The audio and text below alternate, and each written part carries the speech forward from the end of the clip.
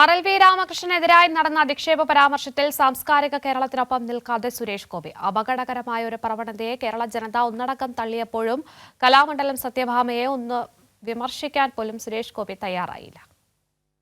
RLV രാമകൃഷ്ണനെതിരെ Kalamandalam Satyabhama നടത്തിയ അധിക്ഷേപത്തെക്കുറിച്ച് മാധ്യമപ്രവർത്തകർ എടുത്തു ചോദിച്ചിട്ട് പോലും അവർക്കെതിരെ ഒരു വാക്ക് പോലും പറയാൻ കലാകാരനും സിനിമാ പ്രവർത്തകനും കൂടിയായ സുരേഷ് ഗോപി തയ്യാറായില്ല. ഇന്നലത്തെ ഒരു ദിവസം തൃശ്ശൂരും കേരളം ആകെ ചർച്ച ചെയ്തു. അമ്മയുടെ ശാസ്ത്രജ്ഞനായ കലാഭവന്റെ സഹോദരൻ നേരെ കലാകാരനെ അതിലെ വിഷയമല്ലേ, അത് നിയമപരമായിട്ട് ഡീൽ ചെയ്യേണ്ട വിഷയം. ഈ കലാകാരനെ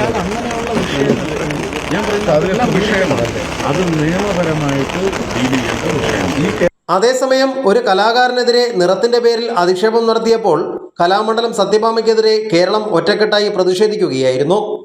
MLA മുകേഷ് ഉൾപ്പെടെ കേരളത്തിലെ കലാകാരന്മാരെല്ലാം സത്യഭാമയുടെ നിലപാടിനെ ശക്തമായി അപലപിച്ചു.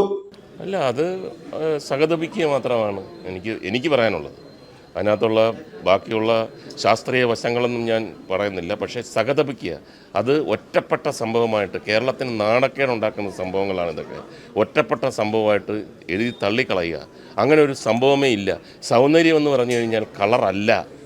സൗന്ദര്യം എന്ന് പറഞ്ഞാൽ എത്ര വലിയ ഇവരൊക്കെ ഏത് ലോകത്താണ് ജീവിക്കുന്നത്? എത്ര വലിയ ലോകോത്തര നടന്മാർ, എഡ്ഡി മർഫി, സിഡ്നി പോയിറ്റർ, എല്ലാവരും കറുത്ത മുഖമുള്ള ആൾക്കാരല്ലേ. അവരെയൊക്കെ ലോകത്തിനെ അത്ഭുതപ്പെടുത്തിയവല്ലേ.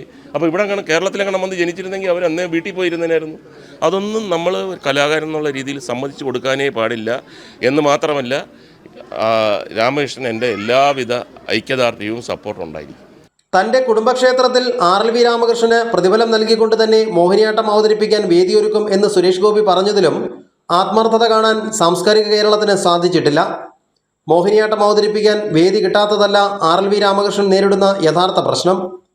കേരളം അംഗീകരിച്ച ഒരു കലാകാരനെ നിറത്തിൻ്റെ പേരിൽ അധിക്ഷേപിച്ച വ്യക്തിക്കെതിരെ പ്രതികരിക്കാൻ സുരേഷ് ഗോപി തയ്യാറായില്ല എന്നിടത്താണ് കലാകാരനും രാഷ്ട്രീയക്കാരനുമായി ഇദ്ദേഹത്തിൻ്റെ ഇരട്ടത്താപ്പ് വ്യക്തമാവുന്നത്. സവർണ ഫ്യൂഡലിസത്തിൻ്റെ വക്താവായ സുരേഷ് ഗോപി സാംസ്കാരിക കേരളത്തിൻ്റെ മനസ്സിനൊപ്പം നിൽക്കാൻ തയ്യാറായില്ല എന്നതാണ് യാഥാർത്ഥ്യം. കൈരളി ന്യൂസ്, തൃശ്ശൂർ.